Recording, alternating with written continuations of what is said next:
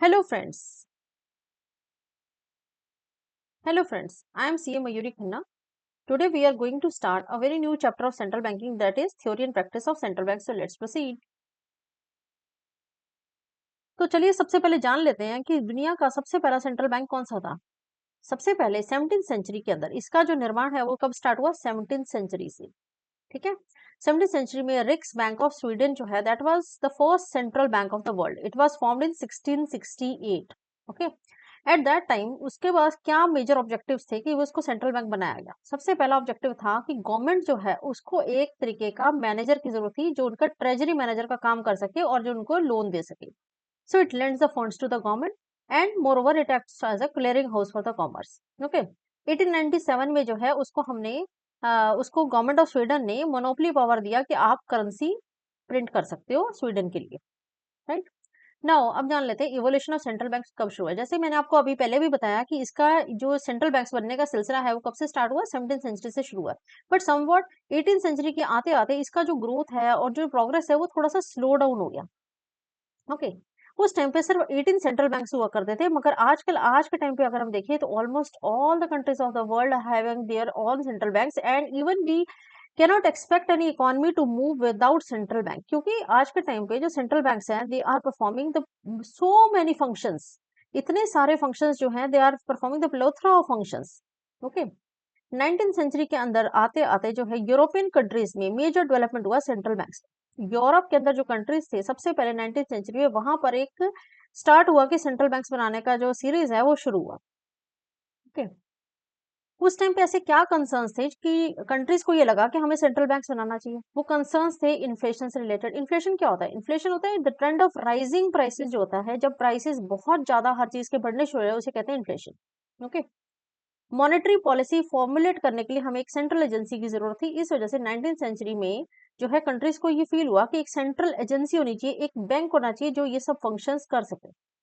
20th century के आते आते जो है डेवलपमेंट ऑफ फाइनेंशियल मार्केट्स काफी ज्यादा ग्रो करने शुरू हुए। फाइनेंशियल इंस्ट्रूमेंट क्या होते हैं? लाइक चेक्स है, ड्राफ्ट है, पेमेंट सिस्टम है, ये सब जो है उनका एक शुरू हुआ, जनरेशन का सिलसिला शुरू हुआ। और साथ ही साथ हमारे पास फाइनेंशियल क्राइसिस शुरू हुआ। Financial crisis means financial panics, financial nervousness का जो सिस्टम है, बैंक फेलियर जिसे हम कहते हैं, वो शुरू हुआ। ऐसे केसेस के अंदर हमारे को ये कंट्रीज को ये नजर आने लगा कि हमारे को एक सेंट्रल एजेंसी, सेंट्रल बैंक चाहिए जो क्या करे, उनके लिए एक तो प्राइस स्टेबिलिटी करे, कुछ फाइनेंशियल स्टेबिलिटी ला सके ताकि हमारे प्राइसेस स्टेबलाइज रह सके, और मोर ओवर रिस्क मैनेजमेंट का काम भी वो एजेंसी कर सके।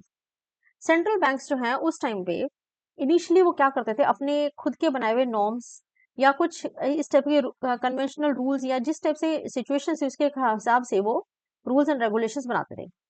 बाद में यही जो सक्सेसफुल हमारे नॉर्म्स हुए ये बाद में लॉ एंड थ्योरी बने। आज के टाइम पे जो हम सेंट्रल बैंक्स देखते हैं, जिनकी पॉलिसीज हम देखते हैं, वो बेसिकली उस टाइम की लॉ एंड थ्योरी से इन्वेंट हुई हुई थ्योरीज है। ओके। उस टाइम पे कुछ इंटरनेशनल स्टैंडर्ड बोर्ड्स थे, उन वो भी कुछ टाइप का उनको एक तरीके से बेस्ट प्रैक्टिसेस जो है रेकमेंड करते थे, जिसकी वजह से जो इकोनॉमीज में क्राइसिस सिचुएशन थी उसको ओवरकम करने में सेंट्रल बैंक्स हेल्पफुल थे। करेक्ट। अब हम देख लेते हैं initial functions of central bank. Starting में जो सेंट्रल बैंक है उनके कुछ मेजर फंक्शंस है। जो हम सेंट्रल बैंक से फंक्शन आज देखते हैं वो पहले से बहुत ज्यादा बढ़ गए हैं, पर उस टाइम पे कुछ इनिशियल फंक्शंस, या हम ये कह सकते हैं उस टाइम पे वो मेन क्या काम करते थे वो जान लेते हैं। सबसे पहले है बैंकर टू द गवर्नमेंट। जैसे मैंने आपको पहले बताया कि सेंट्रल बैंक एक टाइप से गवर्नमेंट का बैंकर का काम करते थे। वो क्या करते थे? उनको लोन देते थे, उनके वार फाइनेंसिस को मैनेज करते थे। अब वार फाइनेंस का क्या मतलब है? कि वार की वजह से जो उनको पैसे की जरूरत होती थी उस पैसे को मैनेज करने के लिए एक एजेंसी थी जिसका नाम था, हमने सेंट्रल बैंक दिया है। ओके। इसके अलावा जो उनके ट्रेजरी फंक्शंस थे वो उसको भी मैनेज कौन करता था? उसको भी मैनेज करते थे central banks. Second is note issuing agency. बहुत सारे कंट्रीज ने उनको एक मोनोपोली पावर दे दी कि आप कंट्री का करेंसी इशू कीजिए। और थर्ड है लेंडर ऑफ लास्ट रिजॉर्ट। इसके बारे में हम डिटेल में पढ़ते हैं कि लेंडर ऑफ लास्ट रिजॉर्ट का क्या मतलब है। आगे आने वाली स्लाइड्स में मैं आपको इसके बारे में डिटेल में बताऊंगी। Initial functions of central bank, जैसे कि मैंने आपको बताया कि प्राइमरी फंक्शन, सबसे पहला फंक्शन जो है वो ये था, it gives a finance to the government. Finance debt देते थे गवर्नमेंट को ताकि वो अपने वार एक्सपेंसेस को मीट कर सके और उनके डेट्स को मैनेज कर सके। सेंट्रल बैंक्स को रेगुलर बैंक्स नहीं थे, ये एक डिफरेंट टाइप के बैंक्स थे जिसमें फंक्शंस और ऑब्जेक्टिव्स टोटली दूसरे बैंक से डिफरेंट होता है। वो किस तरह से डिफरेंट होता है? जैसे आगे आने वाले चैप्टर्स में मैं आपको बताऊंगी कि ये किस तरह से डिफरेंट होता है। स्पेशल नेचर जो है जो सेंट्रल बैंक्स की है वो किस बात पे डिपेंड करती थी, गवर्नमेंट के चार्टर्स, मतलब गवर्नमेंट कुछ एक्ट्स पास करती थी, उसके बेसिस पे वो उनको मोनोपोली पावर, मोनोपोली प्रिविलेज दी कि आप अपने करेंसी या अगर नोट्स जो है उसको पब्लिश कर सके। पहले तो जो ये सेंट्रल बैंक्स थे, they act as a banker of other banks, like जो बैंकर्स थे, अलग अलग बैंक्स थे, उनको भी एक बैंकर की जो जरूरत थी वो किसने पूरी करी, वो करी central banks. Okay, means you can say it is a king of banks, banker of other banks, and they are providing the banking services to other banks. 18th और 19th सेंचुरी के दौरान एक बहुत बड़ा प्रॉब्लम इकोनॉमी में जो सब mostly सभी कंट्रीज में नजर आता था वो आता था फाइनेंशियल पैनिक का। पैनिक क्या होता है? पैनिक का मतलब है नर्वसनेस। एक टाइप का इस टाइप का नर्वसनेस सिस्टम जो है, यानी कि पैनिक सिचुएशंस जो है 18th और 19th सेंचुरी में बहुत नजर आती थी, और ये बहुत ही स्कैरी प्रॉब्लम था सभी इकोनॉमीज में।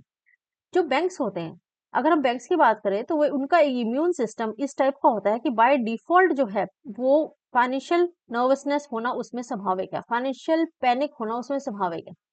ऐसा क्यों होता है? ऐसा इसलिए होता है कि जो बैंक की बैलेंस शीट होती है, देखिए ये एसेट्स हैं, ये लायबिलिटी है। अब बैंक की एसेट्स की बात करें तो बैंक के पास एसेट्स क्या है? लॉन्ग टर्म लोन्स है, शॉर्ट टर्म लोन्स है, मगर मेजोरिटी लोन लॉन्ग टर्म होते हैं, करेक्ट। लायबिलिटीज की बात करें तो लायबिलिटीज में क्या आता है? डिपॉजिट्स आते हैं, ठीक है। डिपॉजिट में टाइम डिपॉजिट भी हो सकती है, जैसे सपोज एक सेविंग्स है, ठीक है, एक एफडी है, एक आरडी है। अब मेरा मन करे, मैं अगर एक क्लाइंट हूँ बैंक की, तो मेरा मन करेगा मैं जब जाऊंगी बैंक के पास जाऊंगी, कहूंगी मेरा डिपॉजिट वापस करो। मेरा जब दिल चाहेगा मैं एफडी को तोड़वा सकती हूँ, जब दिल करेगा आरडी तोड़वा सकती हूँ, ठीक है। मगर इसका मतलब हम देखें तो डिपॉजिट्स किस नेचर के हैं? शॉर्ट टर्म नेचर के।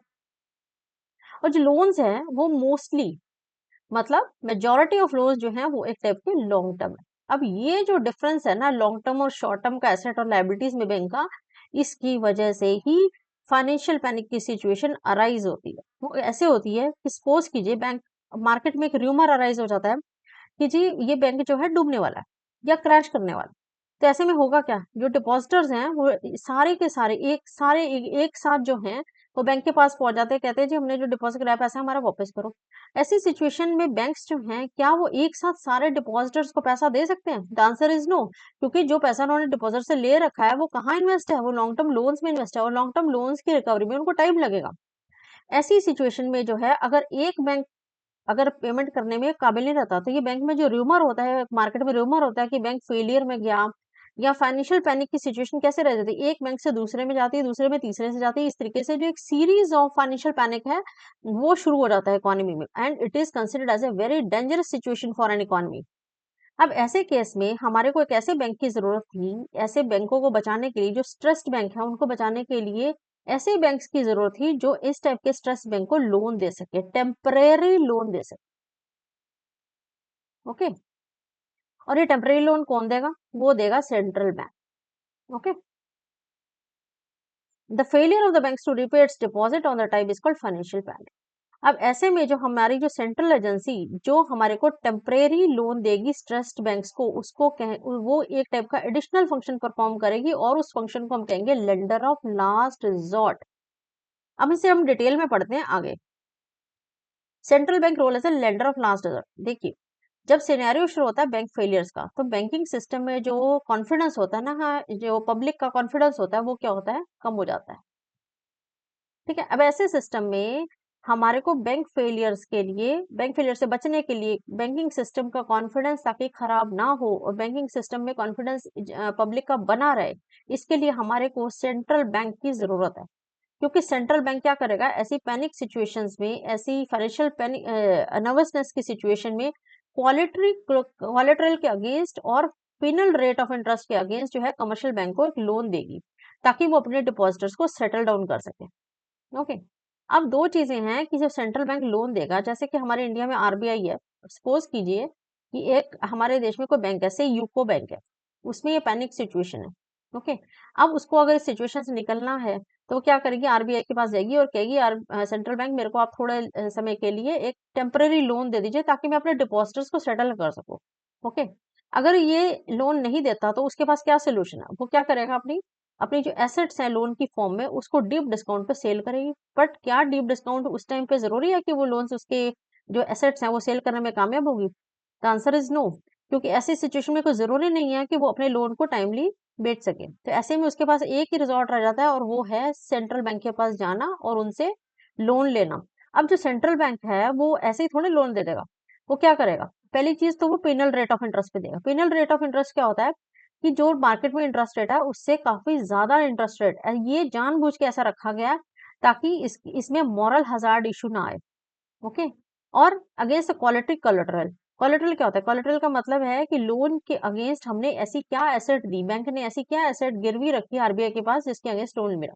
ये दोनों कंडीशन के साथ साथ आरबीआई ये भी चेक करता है या सेंट्रल बैंक्स ये भी चेक करते हैं कि जो बैलेंस शीट है उसमें ऐसा क्या प्रॉब्लम अराइज हुआ कि बैंक को लोन की उसकी रिगरस स्क्रूटनी जिसे कहते हैं रिगरस स्क्रूटनी करता है। ओके। अब एक एक टर्म है moral hazard issue. Moral hazard issue का मतलब ये है कि बैंक्स अगर आरबीआई या सेंट्रल बैंक ऐसे ही लोन बांटना शुरू कर दे तो सभी बैंक्स टेक इट ग्रांटेड ले लेंगे कि लोन तो आराम से मिल ही जाता है, अपने फाइनेंसिस को मैनेज करने की जरूरत नहीं। इस मॉरल हजार्ड के इशू से बचने के लिए, इसको डिस्करेज करने के लिए बैंक्स आरबीआई ने कुछ कंडीशंस इम्पोज की हैं कि ऐसी टाइप में अगर कोई लोन कोई बैंक ट्रस्ट बैंक को लोन देना है तो उसके साथ कुछ कंडीशंस अटैच्ड है। उसमें एक कंडीशन है पीनल रेट ऑफ इंटरेस्ट में मिलेगा और कोलेटरल के अगेंस्ट मिलेगा और साथ साथ उनकी बैलेंस शीट की रिगरस स्क्रूटनी की जाएगी। Okay, I hope it is clear now. अब पढ़ लेते हैं कुछ अर्ली सेंट्रल बैंक्स के बारे में। मैंने जैसे आपको बताया कि वर्ल्ड का सबसे फर्स्ट सेंट्रल बैंक कौन सा था, वो था रिक्स बैंक। रिक्स बैंक का था, स्वीडन का था। ओके। इसके बाद जो बैंक बना वो बना बैंक ऑफ इंग्लैंड और ये सेकंड ओल्डेस्ट सेंट्रल बैंक था। ओके, ये कब बना? 1694 में। और रिक्स बैंक कब बना था? 1668 में। ओके। ये जो बैंक ऑफ इंग्लैंड है इसको royal chartered of United kingdom के तहत बनाया गया और इसको old lady of threads needle street भी बोलते हैं। स्कॉट्समैन विलियम पीटरसन एक ऐसे पर्सन थे यूके में जिन्होंने सबसे पहले ये रियलाइज किया, उनको ये एहसास हुआ कि हमारे देश को एक सेंट्रल बैंक की जरूरत है। 1946 में बैंक ऑफ इंग्लैंड को नेशनलाइज किया गया। Most of the central banks का नेशनलाइजेशन 1946 में हुआ है, या आने वाली स्लाइड्स पे भी आप देखेंगे। ओके। उस टाइम पे ये क्या क्या फंक्शन करता था, काम क्या करता था? ये एक तरीके से ट्रेजरी एडवाइजर था यूके गवर्नमेंट का। ओके। और उनके डेट्स को मैनेज करता था गवर्नमेंट के। Okay. Next is bank of France. Bank of France जो है 1800 में बना था। आज भी इसके हेडक्वार्टर्स पेरिस में अवेलेबल है। और ये जिस टाइम पे क्राइसिस आया था 1848 में, फ्रांस में एक फाइनेंशियल क्राइसिस आया था, उसको बाहर निकालने में बैंक ऑफ फ्रांस ने जो रोल प्ले किया था वो रियली कमेंडेबल है। ओके। नेशनलाइज्ड हुआ ये 1946 में। जैसे मैंने आपको कहा था most of the central banks 1946 में ही नेशनलाइज हुए थे। उस टाइम पे इसको नोट इशूइंग पावर दी गई। पहले ये पावर 15 इयर्स के लिए दी जाती थी, मगर इसके बाद जब वो नेशनलाइज हुआ उसके बाद इसको इंडेफिनिट पीरियड के लिए दे दी गई पावर। और ये भी उसको एक इंडिपेंडेंस दी गई कि चाहे फ्रांस की गवर्नमेंट जो है कोई भी किस टाइप का भी कंसर्न चल रहा हो, उनको इंडिपेंडेंस है कि वो अपनी प्राइस स्टेबिलिटी इकोनॉमी में कैसे करें। इसके लिए bank of France totally independent body consider किया जाए। ओके। ईयर 1999 में आप जैसे सब जानते हैं कि यूरोपियन यूनियन का एक सेंट्रल बैंकिंग सिस्टम है। मतलब जितने यूरोपियन कंट्रीज हैं उनके जितने सेंट्रल बैंक्स हैं, they are considered as a part of European system of central banks. और फ्रांस क्योंकि एक यूरोपियन कंट्री में आता है तो वो भी 1999 में इसका पार्ट बना। Federal Reserve Bank of United States, now this is very important. Fed, इसे फेड भी बोलते हैं। ये एक समवॉट लेट एंट्रेंट है। आप देख रहे हैं कि इसका फॉर्मेशन 1913 में फेडरल रिजर्व एक्ट के थ्रू हुआ था। उस टाइम पे यूएसए की गवर्नमेंट के पास दो मेजर प्रॉब्लम्स थी जिसके लिए उनको लगा कि हमें सेंट्रल बैंक बनाने की जरूरत है। वो दो मेजर प्रॉब्लम क्या थी? पहली चीज, अनएम्प्लॉयमेंट की जो सिचुएशन थी वो वहां पे बहुत ही प्रॉब्लम थी। उसको एम्प्लॉयमेंट अपॉर्चुनिटीज जनरेट करने के लिए उनको सेंट्रल बैंक बनाने की जरूरत थी। सेकेंडली, प्राइसेस जो थे वो स्टेबलाइज नहीं थे। मीन्स इन्फ्लेशन था या कभी डिफ्लेशन हो रहा है, कभी इन्फ्लेशन हो रहा है, प्राइसेस स्टेबलाइज नहीं हो रहे थे। तो ऐसे में प्राइसेस स्टेबलाइज करने के लिए उनको सेंट्रल बैंक बनाने की जरूरत थी, यानी कि फेड बनाने की जरूरत थी। तो ये जो दो पॉइंट्स मैंने आपको बताए हैं ये फेडरल रिजर्व ड्यूअल मैंडेट का पार्ट। इसके अलावा क्या और उनकी जरूरत थी? Moderating long term interest rates, कि जो इंटरेस्ट रेट्स हैं उनको मॉडरेट लेवल पे लाया जाए, ना बहुत ज्यादा ना बहुत कम, तो इंटरेस्ट रेट स्टेबलाइज रहे, मीन्स मॉडरेट लेवल पे रहे। ओके। आज के टाइम पे भी जो फेड है वो एक टाइप का क्या है, इंडिपेंडेंट बॉडी है। इंडिपेंडेंट का मतलब है इसकी जो भी मॉनेटरी पॉलिसीज होती हैं उसको किसी का भी अप्रूवल लेने की जरूरत नहीं होती, ना ही प्रेसिडेंट का, ना ही किसी और लेजिस्लेटिव एग्जीक्यूटिव का। आगे देखते हैं। जैसे कि हम सभी जानते हैं हमारे इंडिया में सेंट्रल बैंक कौन है, रिजर्व बैंक, और इसके ऑपरेशंस कब शुरू हुए थे, 1935 से। ओके। इसके बाद हम पढ़ते हैं जर्मनी का सेंट्रल बैंक। जर्मनी का जो सेंट्रल बैंक है वो कब फॉर्म हुआ, 1957 में। ये भी एक बहुत लेट एंट्रेंट है। इसे कहते हैं बंदस बैंक लॉ के तहत ये बनाया गया। इससे पहले, इस बैंक से पहले एक बैंक और था, उसका नाम था रिचस बैंक, ठीक है, जो 1876 से 1945 तक चला। उसके बाद इसको डिसॉल्व कर दिया गया और फिर हमारा आया बुंदेस बैंक ऑफ जर्मनी 1957 में। Unlike most central banks of European countries, ये भी जो है एक टाइप का लेट एंट्रेंट था और ये भी यूरोपियन सिस्टम का पार्ट है। Okay, European system of central banks का पार्ट है क्योंकि जर्मनी भी यूरोपियन कंट्री में कंसिडर होता है। अब हम पढ़ते हैं 1930 के ग्रेट डिप्रेशन में सेंट्रल बैंक्स के पास क्या चैलेंजेस थी। Now what is depression? एक होता है inflation, the trend of rising prices. एक होता है deflation, the trend of decreasing prices. और इसका ही मोस्ट एक्सटेंडेड फॉर्म होता है डिप्रेशन। ओके। जब डिफ्लेशन बहुत लंबे समय तक रहे तो उसे हम कहते हैं डिप्रेशन है। और 1930 के अंदर ग्रेट डिप्रेशन आया था, पूरे वर्ल्ड को इसने घेर रखा था। इसकी वजह से बहुत सारी प्रॉब्लम्स थी, जिसकी वजह से सेंट्रल बैंक्स बनाने के लिए जरूरत फील हुई और सेंट्रल बैंक्स का जो रोल है वो बहुत ज्यादा बढ़ गया। अब वो क्या चैलेंजेस थे वो मैं आपको बताती हूँ। सबसे पहले मॉनेटरी स्टेबिलिटी नहीं थी किसी भी कंट्री में, अनएम्प्लॉयमेंट की सिचुएशन बहुत ज्यादा थी और हमें ग्रोथ, इकोनॉमी में ग्रोथ की जरूरत थी। इस वजह से सेंट्रल बैंक के सामने ये तीन मेजर चैलेंजेस थे during great depression of 1930। Okay. अब हम पढ़ते हैं डेवलपिंग कंट्रीज के बारे में और डेवलप्ड कंट्रीज के बारे में। पहले मैं आपको बताती हूँ कि डेवलपिंग कंट्रीज के अंदर इनका रोल डिफर कैसे करता है। डेवलपिंग कंट्रीज, जैसे इंडिया एक डेवलपिंग कंट्रीज है, विकासशील देश है। डेवलप्ड कंट्रीज क्या होता है, जो डेवलप हो चुके हैं यानी कि विकसित देश है, जैसे कि यूएसए, जर्मनी, कनाडा, रशिया, ये सब क्या डेवलप्ड कंट्रीज है। ओके। अब इसके जो सेंट्रल बैंक्स है ना उसकी फंक्शनिंग में काफी ज्यादा डिफरेंस आप देखेंगे कि डेवलप्ड कंट्रीज में किस तरीके से सेंट्रल बैंक्स परफॉर्म करते हैं और इनके सामने क्या चैलेंजेस हैं डेवलपिंग कंट्रीज में। सबसे पहले हम देखते हैं वीक एंड डेवलप मार्केट। देखिए डेवलप्ड कंट्री के अंदर जो मार्केट्स हैं वो ऑलरेडी वेल डेवलप्ड है, मगर जो डेवलपिंग कंट्रीज हैं वहां मार्केट्स वीक एंड फ्रेजाइल है, काफी वीक और फ्रेजाइल मार्केट्स हैं। एक तरीके से अनस्ट्रक्चर्ड, जिसे हम कहते हैं अनस्ट्रक्चर्ड मार्केट्स हैं यहाँ पे। जैसे आप पाकिस्तान को देखें, वहां बहुत ही अनस्ट्रक्चर्ड मार्केट्स हैं। ओके। अब इसकी वजह से प्रॉब्लम क्या आती है, जो सेंट्रल बैंक अगर कोई भी पॉलिसी इशू करता है तो इमीडिएटली रिफ्लेक्ट होती है वेल ऑर्गेनाइज मार्केट मूव्स के थ्रू। आप देखेंगे अगर कोई सेंट्रल बैंक ने कोई भी पॉलिसी ली, जैसे रेपो रेट चेंज किया, तो वो आपको वो इमीडिएटली रिफ्लेक्ट होता नजर आएगा डेवलप कंट्रीज में, कि उसका असर नजर आएगा। मगर डेवलपिंग कंट्रीज में क्योंकि इनफॉर्मल मार्केट्स जो हैं वो एग्जिस्ट करती हैं पैरेलली फॉर्मल मार्केट्स के साथ साथ, इसलिए कोई भी मार्केट मूव या कोई भी इंटरेस्ट रेट में जो चेंज सेंट्रल बैंक करेगा वो आपको इजीली रिफ्लेक्ट नहीं होगा। ओके।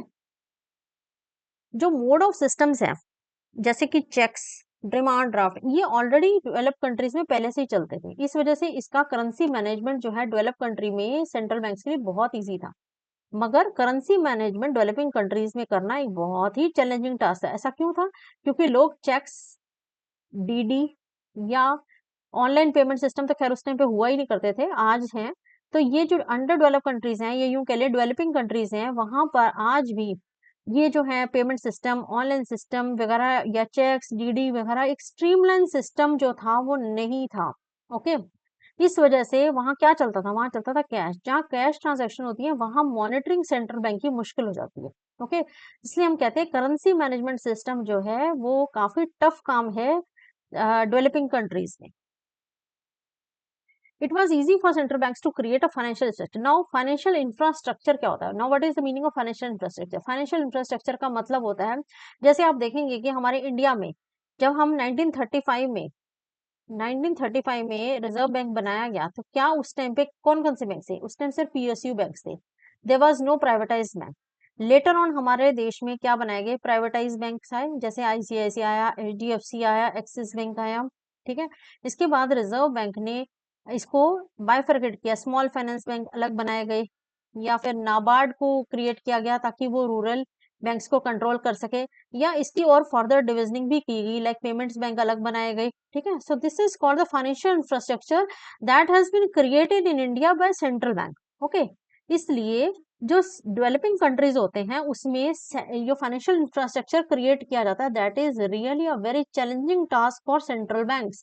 ऐसा इसलिए है क्योंकि जो सेविंग्स हैं वो उसको चैनलाइज करना पॉसिबल नहीं है, क्योंकि देखिए जो सेंट्रल बैंक्स डेवलपिंग कंट्रीज हैं उसमें हम अगर अपने पहले के जमाने में लोगों अपने अपने एंसेस्टर्स को देखें तो वो क्या बैंक में पैसा रखते थे, सेविंग्स में पैसा रखते थे? नहीं। वो क्या करते थे, अगर उनके पास सरप्लस मनी होता था तो वो क्या करते थे, किसी को भी ब्याज पे दे दिया करते थे, ठीक है। तो ये अनस्ट्रक्चर्ड जो मार्केट्स है ना उसकी वजह से जो सेविंग्स है वो चैनलाइज नहीं हो पा रही थी इन्वेस्टमेंट पर्पज के लिए। मगर डेवलप्ड कंट्रीज के लिए इसको चैनलाइज करना, सेविंग्स को चैनलाइज करना बहुत ईजी था, it was easy for that, okay. Next is the policy signals are transmitted quickly through the. अब देखिए यहाँ पर क्योंकि फाइनेंशियल इंफ्रास्ट्रक्चर ऑलरेडी डेवलप कर दिया था, एक नेटवर्क ऑफ बैंक्स ऑलरेडी बने हुए थे, ठीक है। तो नेटवर्क ऑफ बैंक्स जब ऑलरेडी होता है तो सेंट्रल बैंक का काम क्या होता है, इसको पॉलिसीज इशू की और ये बैंक्स जो हैं वो इम्प्लीमेंट कर देते हैं। से फॉर एग्जांपल आज के टाइम पे अगर हम इंडिया में देखते हैं तो रिजर्व बैंक ने अगर एक पॉलिसी इशू करी है, से कोई भी पॉलिसी इशू की है, कोई भी रेपो रेट में चेंज किया, तो वो इंस्ट्रक्शंस कहाँ चली जाती है, वो सभी बैंक्स को चली जाती है, आईसीआईसी बैंक को चली जाएगी, एचडीएफसी बैंक को चली जाएगी, स्टेट बैंक को चली जाएगी। उसकी वजह से सारी इकोनॉमी में वो रेपो रेट का इफेक्ट आपको नजर आना शुरू हो जाएगा। मगर अगर सपोज कीजिए अगर ये बैंक ही ना हो, अगर ये बैंकिंग सिस्टम एग्जिस्ट ही नहीं करे, तो क्या आप ये पॉलिसीज को इम्प्लीमेंट कर सकते हो? द आंसर इज नो, क्योंकि जो पॉलिसी सिग्नल्स हैं वो ट्रांसमिट ही नहीं होंगे, वो क्विकली ट्रांसफर ही नहीं हो पाएंगे इकोनॉमी में, okay. So that's all for the day. You can join the Maha Combo Pack of Ambitious Baba for CAB exams. Thank you so much and have a nice day.